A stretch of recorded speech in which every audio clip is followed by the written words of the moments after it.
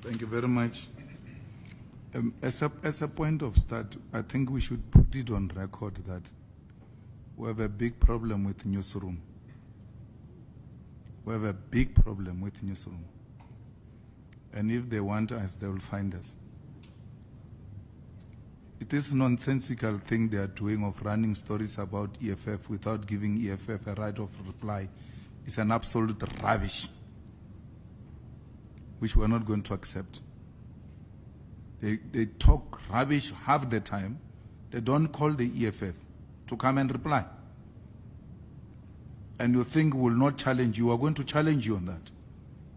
Because we are not kids that you're just going to insult on your studios and then when we see you, we must be all nice. The Newsroom has got an agenda against the EFF and will go after it. It will not be for the first time that we take a TV station head on. And coincidentally, the people who made us to make ENCA run are now in Newsroom. Which means the problem is not necessarily the station, it's individuals. There are certain individuals who will list their names. If they don't change their attitude, we'll read out their names in one of these press conferences. The same way they read our names and talk about us. And don't call us. It's wrong. To a point where a party has to write a letter and say, guys, what is this now? This is unethical. It's unacceptable. The issue of the mayor and the what candidate, I think they are all the same question. So the criteria we are going to follow is that people are going to be elected as what candidates, and would choose from amongst what candidate who's going to be a mayor. So you can't be a mayor if you are not a what candidate, or if you are not a what candidate. So the council is constituted by what candidate and PR. We are not going to have a PR list. We are going to have one person on the PR. We call him a placeholder. Then when the results are out, we know how many wards we have won and then how many PR seats we have won. Then the placeholder will resign. When a placeholder resigns, the IEC says, guys, you've got so many seats, you've got so many days to fill in those vacancies. We go and take candidates who have failed to win a ward. And the ones with the highest votes will be the ones who will be taken to become PR. Because people have been becoming PR through factionalism. They are not even known in their wards. Yet people who worked very hard in their wards, they almost won. They lost with 2 votes. They don't get into the municipality. But a factionalist of note gets into a municipality without even moving their finger. So we are curbing favoritism and factionalism. And we want a reward that will be given to hard-working fighters. If you want to be a mayor in the EFF, go and become a ward councillor. Because a mayor is going to come from amongst the ward candidates. Whether you won a ward or not, if your ward is up there with those that have lost and you get into a PR, then we'll appoint you a mayor. So if you are not going to be a ward councillor and then you become a ward councillor and your ward, and then we appoint you a ward candidate, and your ward still gets low marks, it's not in the 5 of the wards that we're going to take the PRs from, then you are automatically out. The fact that you're a mayor means nothing. You have to show strength that you are a community builder, you are a community activist, you resonate with the people where you come from, you have been working with communities, and you are disciplined. And that process starting on the 1st of May. So anyone who joins the EFF after the 1st of May will not qualify to be a candidate of the EFF. It will be clear you are joining to become a candidate. So after the 1st of May is closed. The candidate thing is closed. After voting for a councillor successfully, A councillor will be taken to community meeting and he will be introduced to community members, and a session will be opened where community members will make comments about that candidate of the EFF. If there are strong views that are legitimate, which have been raised by community members, upon finalizing the candidature of that particular candidate, those views are going to be taken into consideration. And you are most likely to be taken back to choose a different candidate because the community is not happy with the one that you have chosen. So in a way, we also give the community, without taking the organizational responsibility away from the organization, we're giving the community an opportunity to have a say. Last one, and I don't know if I heard properly. SG, he said EFF, MMC are implicated. Did you say that? That's what we've been seeing. So how would an EFF? Yeah, where?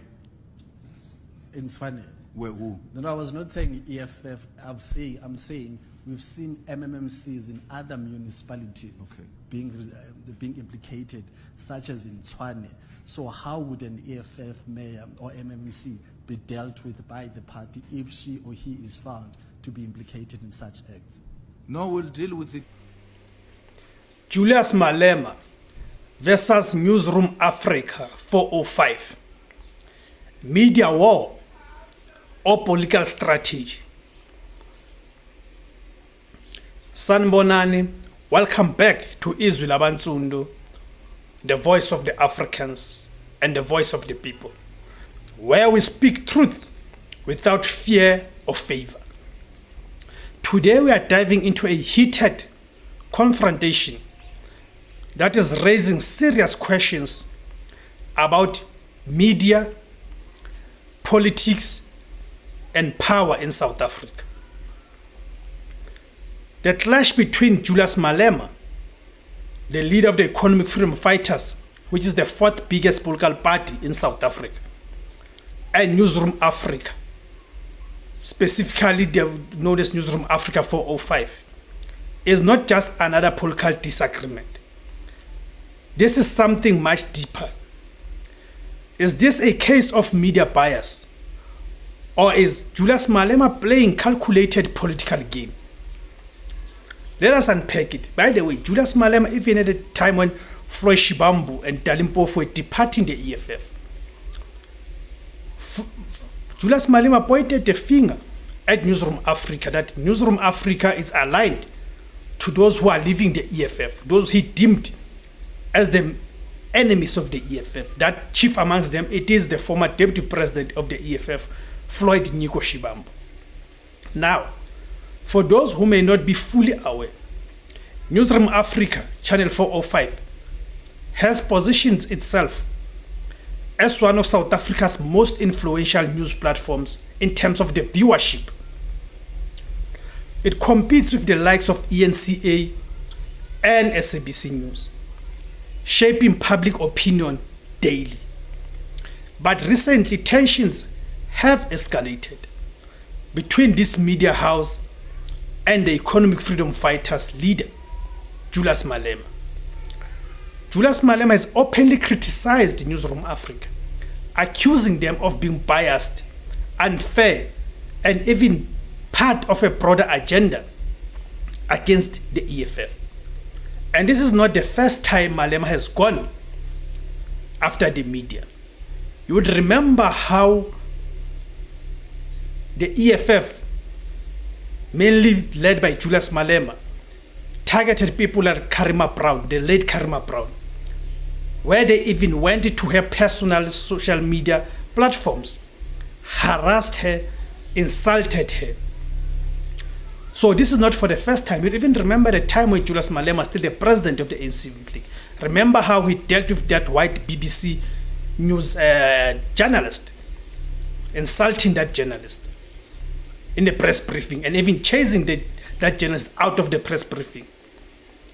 So what exactly is Malema's argument? What exactly is Julius Malema saying?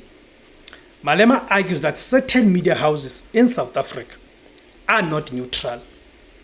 Of course, it's correct. On that point, Julius Malema is correct. The media houses in this country have long taken political sides. He believes they are controlled by powerful interests that shape narratives against radical political movements like the EFF. According to him, platforms like Newzroom Afrika 405 misrepresent EFF policies deliberately, and it is true.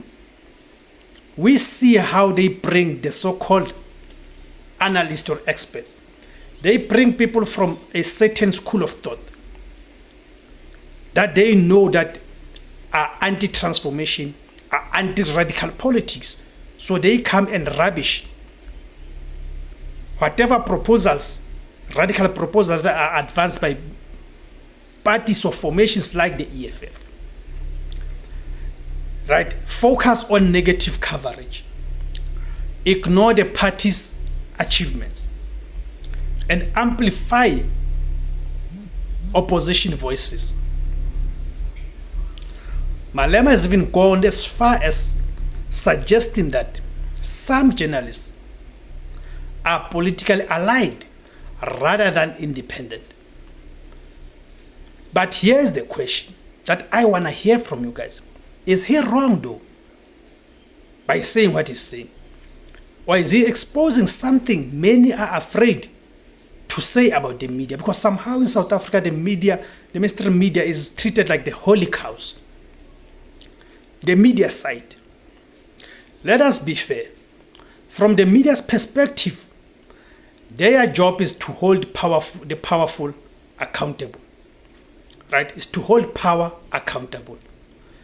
That includes asking tough questions, challenging political leaders, investigating corruption, and exposing contradictions in the messaging that political parties are advancing. And unfortunately, the EFF, their messaging is riddled with contradictions and flip-flopping, and that owes to Julius Malema's flip-flopping tendencies. So, Newzroom Afrika would argue that they are simply doing their job. In fact, journalists will say, if Malema feels attacked, maybe it is because he's being held accountable. But here's where it gets complicated. Because in South Africa, the media itself is not free from criticism.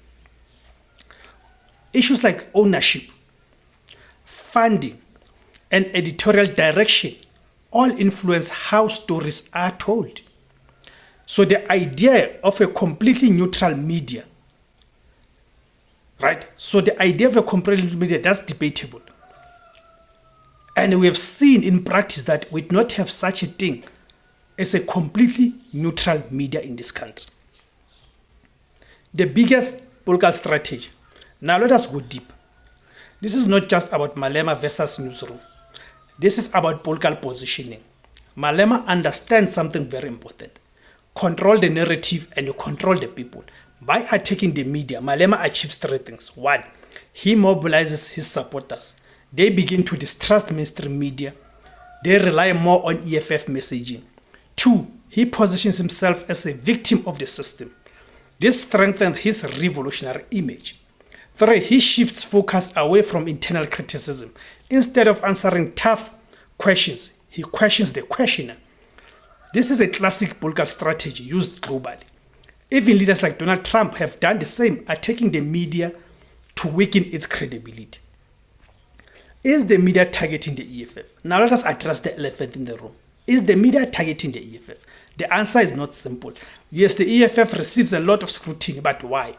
Because it is a radical party. It challenges economic power structure. It makes bold, controversial statements. That naturally attracts media attention. But at the same time, there's a perception, especially among black South Africans, that the media is harsher on black radical leaders than on establishment politicians.